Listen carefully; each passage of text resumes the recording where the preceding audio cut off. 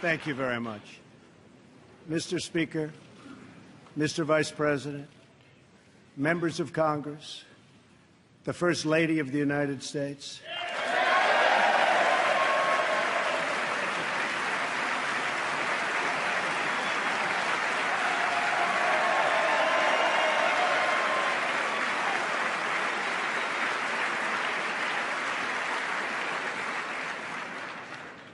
And citizens of America, tonight, as we mark the conclusion of our celebration of Black History Month, we are reminded of our nation's path toward civil rights and the work that still remains to be done. Recent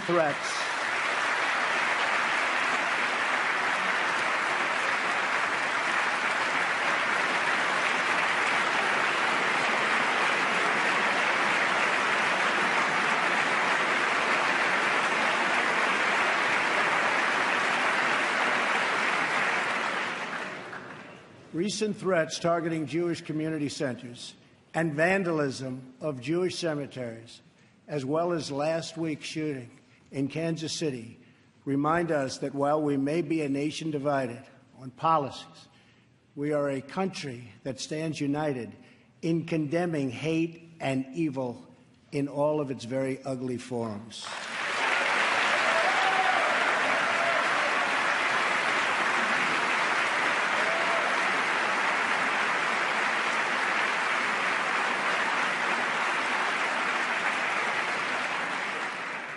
Each American generation passes the torch of truth, liberty, and justice in an unbroken chain all the way down to the present. That torch is now in our hands, and we will use it to light up the world. I am here tonight to deliver a message of unity and strength, and it is a message deeply delivered from my heart. A new chapter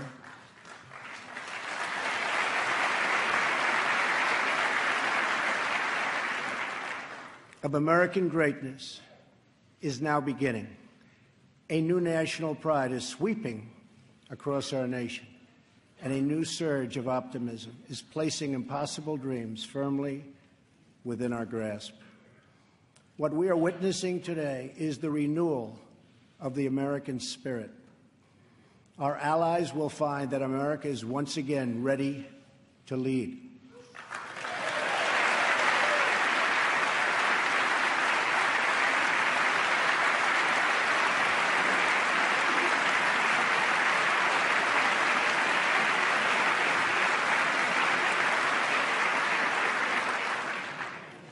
All the nations of the world, friend or foe, will find that America is strong, America is proud, and America is free.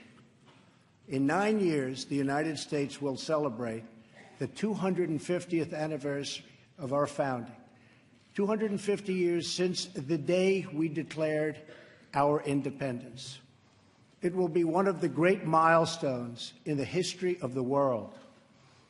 But what will America look like as we reach our 250th year? What kind of country will we leave for our children? I will not allow the mistakes of recent decades past to define the course of our future. For too long, we've watched our middle class shrink as we've exported our jobs and wealth to foreign countries. We've financed and built one global project after another, but ignored the fates of our children in the inner cities of Chicago, Baltimore, Detroit, and so many other places throughout our land. We've defended the borders of other nations while leaving our own borders wide open for anyone to cross and for drugs to pour in at a now unprecedented rate. And we've spent trillions and trillions of dollars overseas, while our infrastructure at home has so badly crumbled. Then in 2016, the earth shifted beneath our feet. The rebellion started as a quiet protest, spoken by families of all colors and creeds, families who just wanted a fair shot for their children and a fair hearing for their concerns. But then the quiet voices became a loud chorus as thousands of citizens now spoke out together from cities small and large all across our country.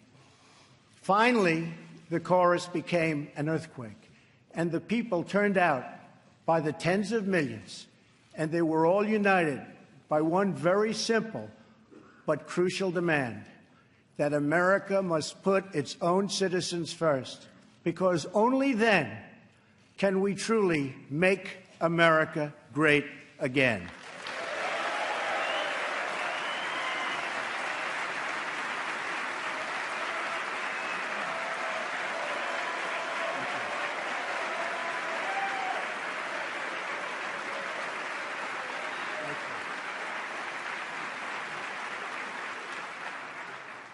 Dying industries will come roaring back to life. Heroic veterans will get the care they so desperately need. Our military will be given the resources its brave warriors so richly deserve. Crumbling infrastructure will be replaced with new roads, bridges, tunnels, airports, and railways gleaming across our very, very beautiful land. Our terrible drug epidemic will slow down and ultimately stop. And our neglected inner cities will see a rebirth of hope, safety, and opportunity. Above all else, we will keep our promises to the American people.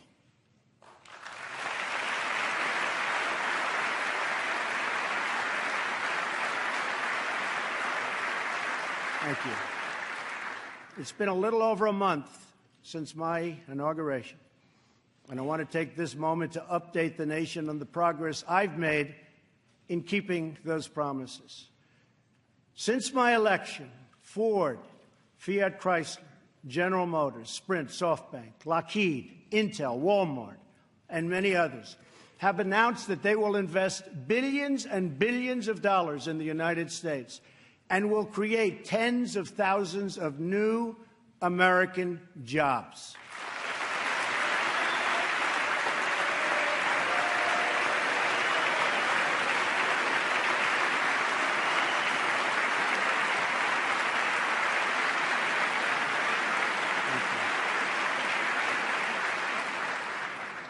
The stock market has gained almost $3 trillion in value since the election on November 8th, a record. We've saved taxpayers hundreds of millions of dollars by bringing down the price of fantastic, and it is a fantastic, new F-35 jet fighter, and we'll be saving billions more on contracts all across our government. We have placed a hiring freeze on non-military and non-essential federal workers.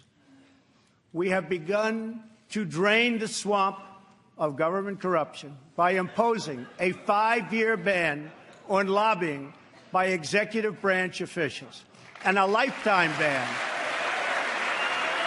Thank you.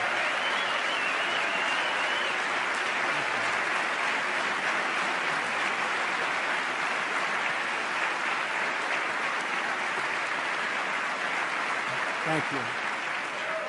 And a lifetime ban on becoming lobbyists for a foreign government. We have undertaken a historic effort to massively reduce job-crushing regulations, creating a deregulation task force inside of every government agency.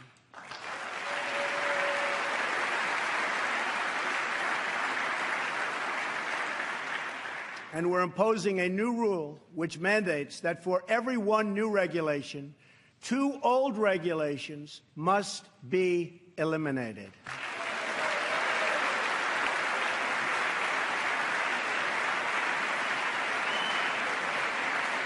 We're going to stop the regulations that threaten the future and livelihood of our great coal miners.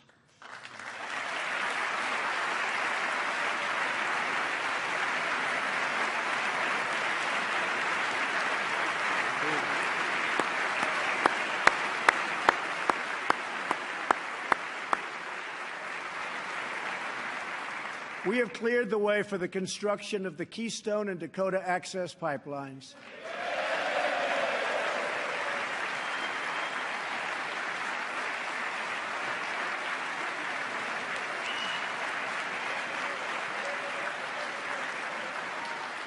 Thereby creating tens of thousands of jobs.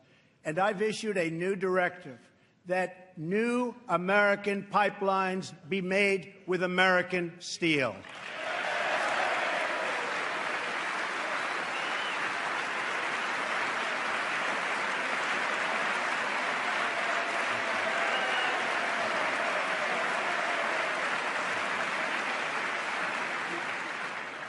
We have withdrawn the United States from the job-killing Trans-Pacific Partnership.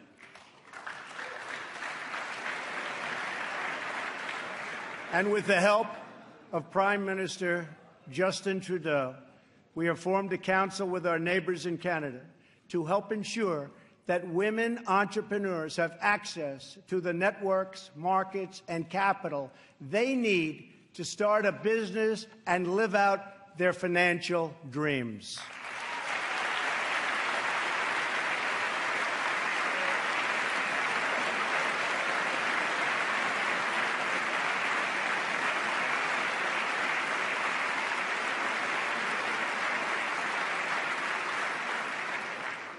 To protect our citizens, I have directed the Department of Justice to form a task force on reducing violent crime.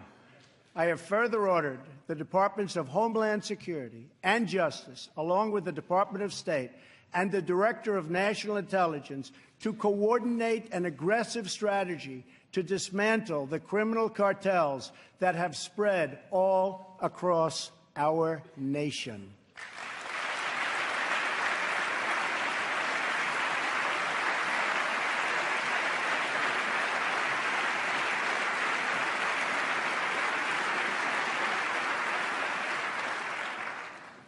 We will stop the drugs from pouring into our country and poisoning our youth, and we will expand treatment for those who have become so badly addicted.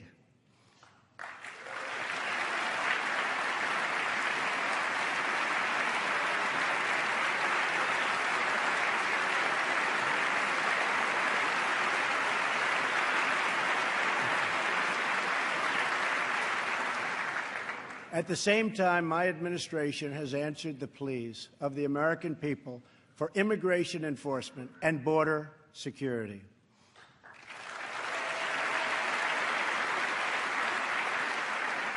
By finally enforcing our immigration laws, we will raise wages, help the unemployed, save billions and billions of dollars, and make our communities safer for everyone.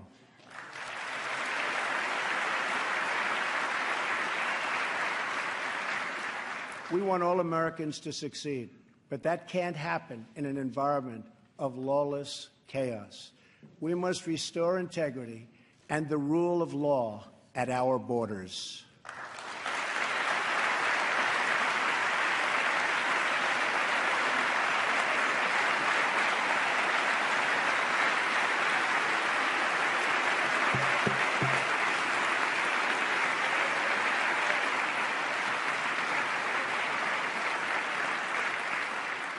For that reason, we will soon begin the construction of a great, great wall along our southern border.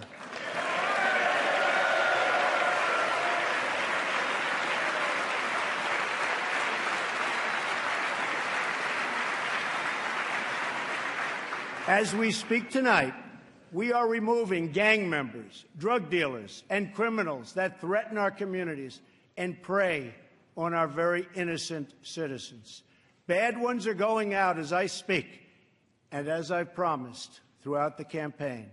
To any in Congress who do not believe we should enforce our laws, I would ask you this one question. What would you say to the American family that loses their jobs, their income, or their loved one because America refused to uphold its laws and defend its borders?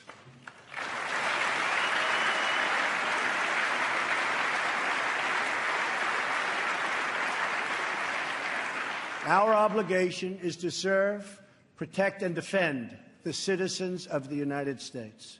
We are also taking strong measures to protect our nation from radical Islamic terrorism.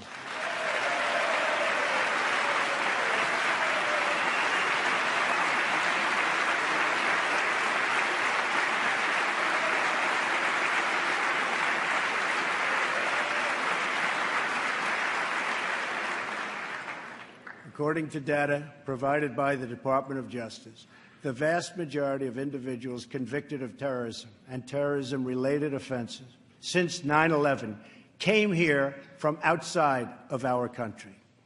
We have seen the attacks at home, from Boston to San Bernardino to the Pentagon, and yes, even the World Trade Center.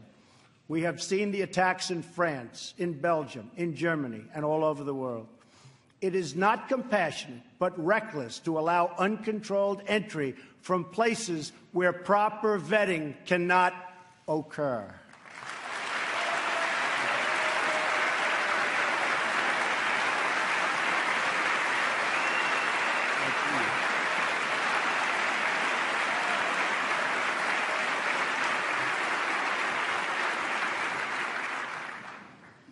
Those given the high honor of admission to the United States should support this country and love its people and its values. We cannot allow a beachhead of terrorism to form inside America. We cannot allow our nation to become a sanctuary for extremists.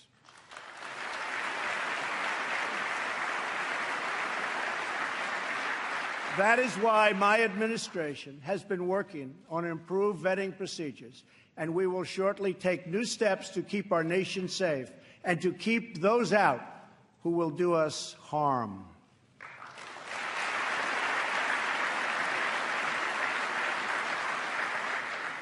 As promised, I directed the Department of Defense to develop a plan to demolish and destroy ISIS, a network of lawless savages that have slaughtered Muslims and Christians and men and women and children of all faiths and all beliefs.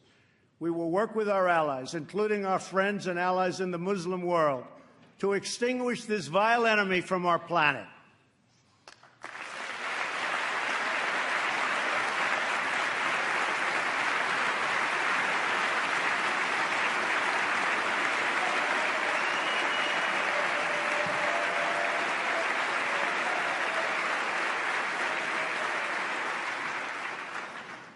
I have also imposed new sanctions on entities and individuals who support Iran's ballistic missile program and reaffirmed our unbreakable alliance with the State of Israel.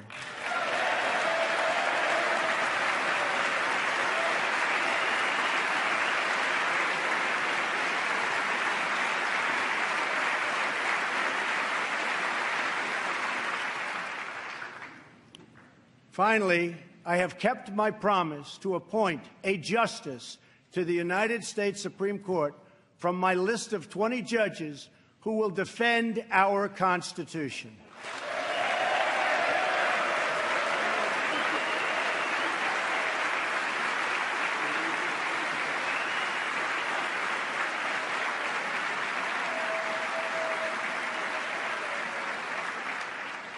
I am greatly honored to have Maureen Scalia with us in the gallery tonight.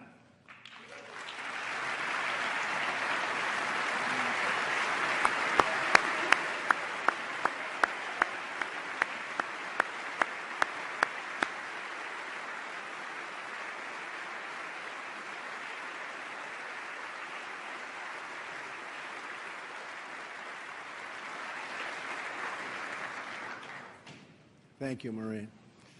Her late great husband, Antonin Scalia, will forever be a symbol of American justice. To fill his seat, we have chosen Judge Neil Gorsuch, a man of incredible skill and deep devotion to the law. He was confirmed unanimously by the Court of Appeals, and I am asking the Senate to swiftly approve his nomination.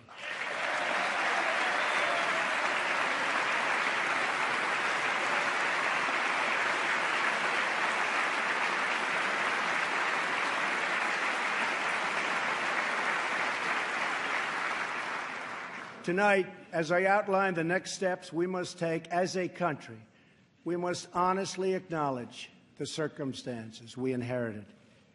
94 million Americans are out of the labor force.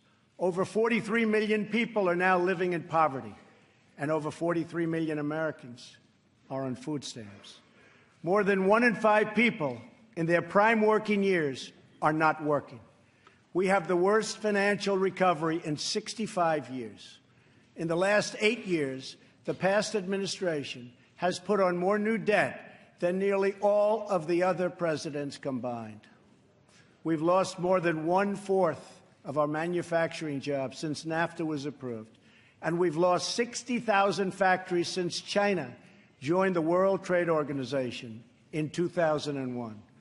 Our trade deficit in goods with the world last year was nearly $800 billion. And overseas, we have inherited a series of tragic foreign policy disasters. Solving these and so many other pressing problems will require us to work past the differences of party. It will require us to tap into the American spirit that has overcome every challenge throughout our long and storied history. But to accomplish our goals at home and abroad, we must restart the engine of the American economy, making it easier for companies to do business in the United States and much, much harder for companies to leave our country.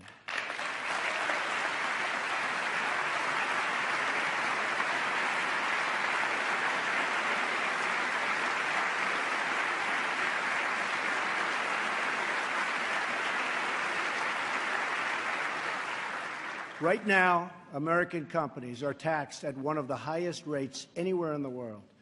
My economic team is developing historic tax reform that will reduce the tax rate on our companies so they can compete and thrive anywhere and with anyone.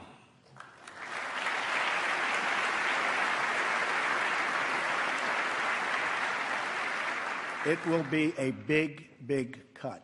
At the same time, we will provide massive tax relief for the middle class. We must create a level playing field for American companies, and our workers have to do it.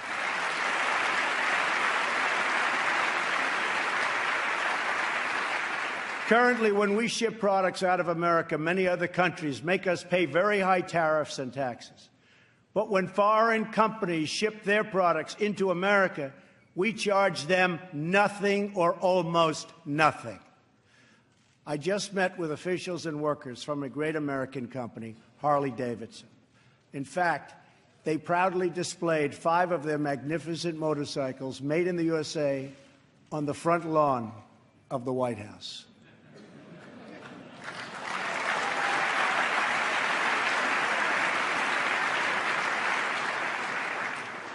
And they wanted me to ride one, and I said, no, thank you.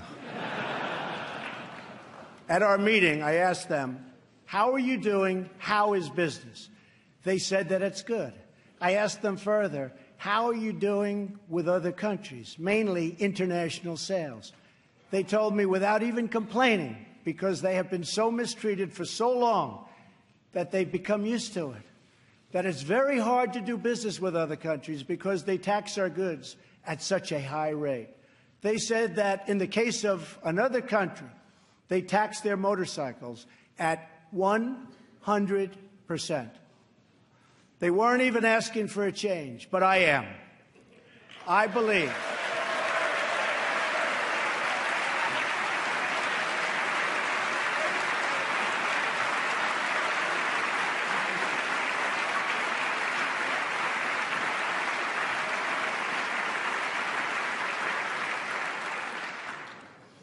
I believe strongly in free trade, but it also has to be fair trade. It's been a long time since we had fair trade. The first Republican president, Abraham Lincoln, warned that the abandonment of the protective policy by the American government will produce want and ruin among our people.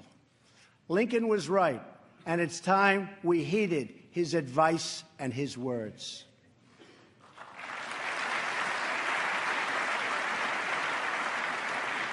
I am not going to let America and its great companies and workers be taken advantage of us any longer. They have taken advantage of our country. No longer.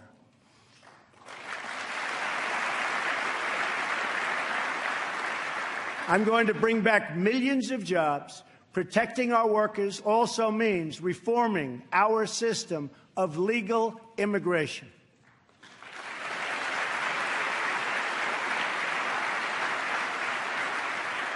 The current outdated system depresses wages for our poorest workers and puts great pressure on taxpayers. Nations around the world, like Canada, Australia, and many others, have a merit-based immigration system.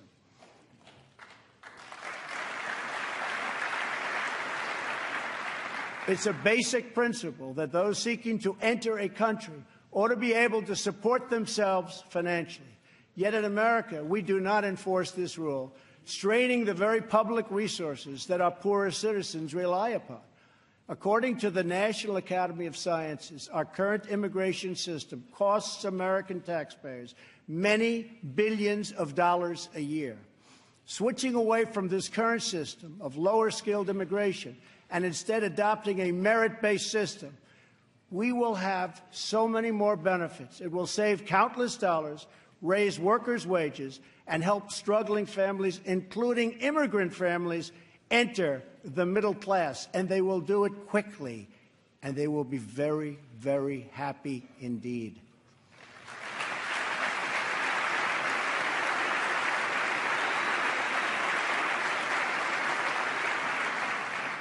I believe that real and positive immigration reform is possible as long as we focus on the following goals: to improve jobs and wages for Americans, to strengthen our nation's security, and to restore respect for our laws.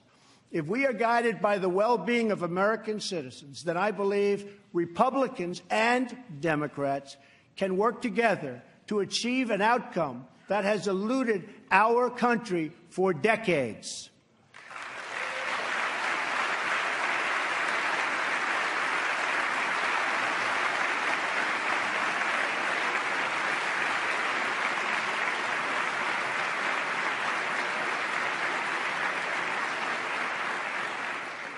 Another Republican president, Dwight D. Eisenhower, initiated the last truly great national infrastructure program, the building of the interstate highway system. The time has come for a new program of national rebuilding.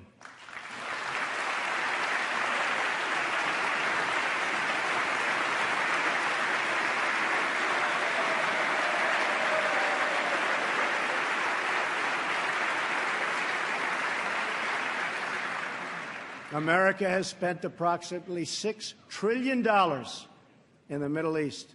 All the while, our infrastructure at home is crumbling.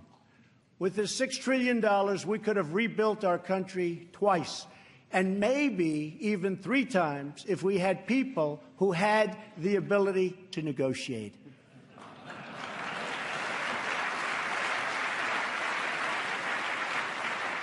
To launch our national rebuilding, I will be asking Congress to approve legislation that produces a $1 trillion investment in infrastructure of the United States, financed through both public and private capital, creating millions of new jobs.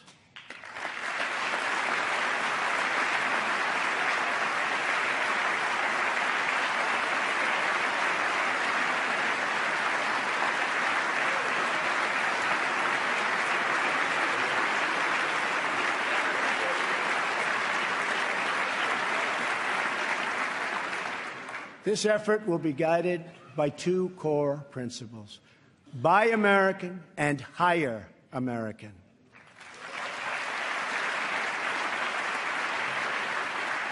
Tonight, I am also calling on this Congress to repeal and replace Obamacare.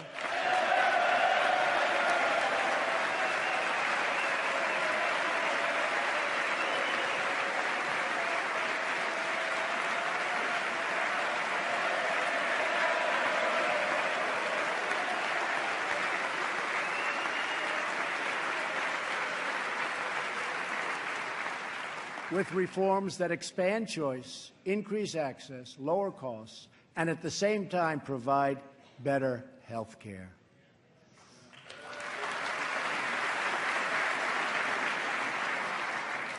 Mandating every American to buy government-approved health insurance was never the right solution for our country.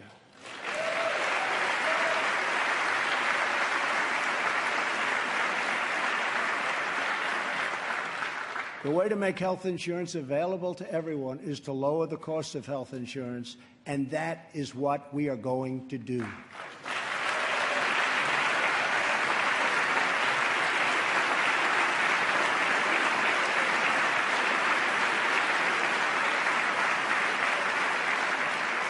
Obamacare premiums nationwide have increased by double and triple digits.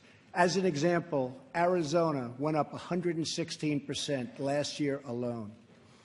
Governor Matt Bevin of Kentucky just said Obamacare is failing in his state, the state of Kentucky, and it's unsustainable and collapsing. 1/3 of the counties have only one insurer, and they're losing them fast. They are losing them so fast. They're leaving. And many Americans have no choice at all. There's no choice left.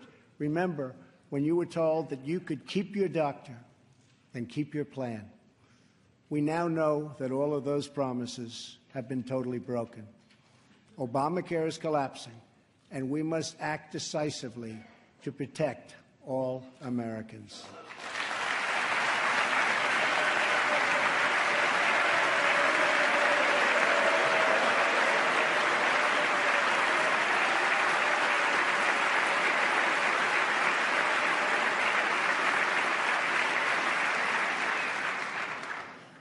Action is not a choice, it is a necessity. So I am calling on all Democrats and Republicans in Congress to work with us to save Americans from this imploding Obamacare disaster.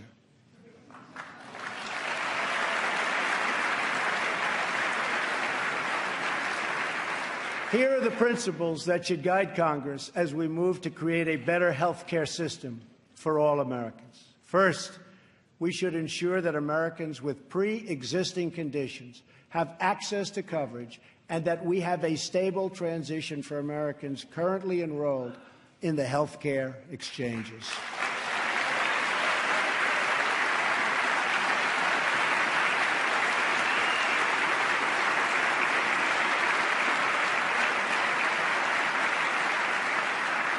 Secondly, we should help Americans purchase their own coverage through the use of tax credits and expanded health savings accounts. But it must be the plan they want, not the plan forced on them by our government.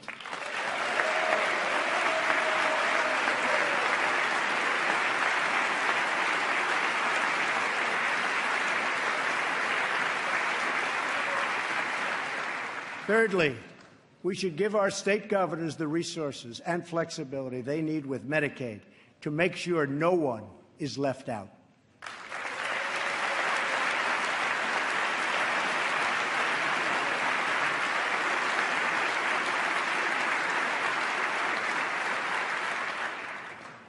Fourth, we should implement legal reforms that protect patients and doctors from unnecessary costs that drive up the price of insurance and work to bring down the artificially high price of drugs and bring them down immediately.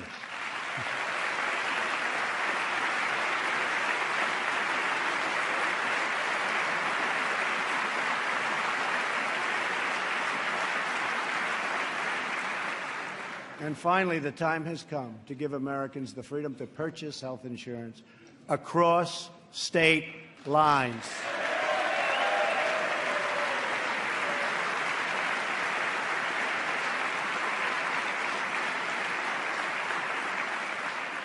Which will create a truly competitive national marketplace that will bring costs way down and provide far better care. So important.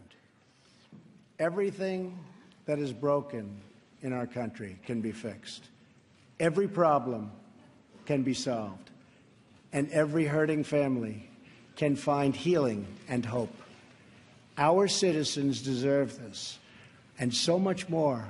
So why not join forces and finally get the job done and get it done right?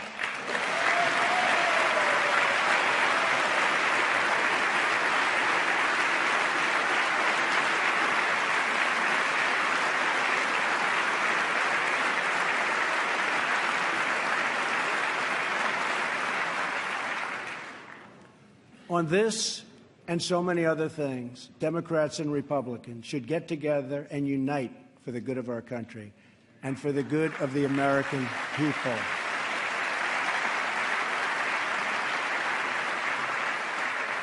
My administration wants to work with members of both parties to make child care accessible and affordable, to help ensure new parents that they have paid family leave,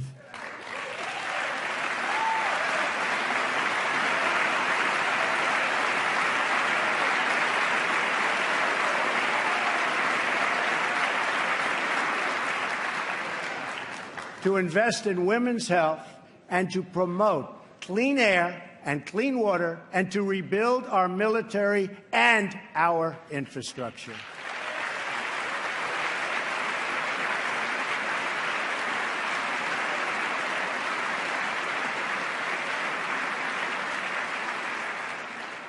True love for our people requires us to find common ground, to advance the common good, and to cooperate on behalf of every American child who deserves a much brighter future. An incredible young woman is with us this evening who should serve as an inspiration to us all. Today is Rare Disease Day, and joining us in the gallery is a rare